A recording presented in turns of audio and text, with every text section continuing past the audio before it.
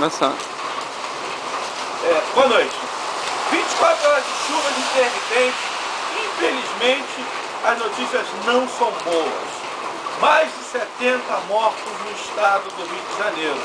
Tanto o governador como o prefeito da cidade alertam a população, assim também, bem como os órgãos competentes, que o pessoal não saia de casa. Aqueles que moram em áreas de risco, que abandonem o local imediatamente, pois a cidade continua em estado crítico.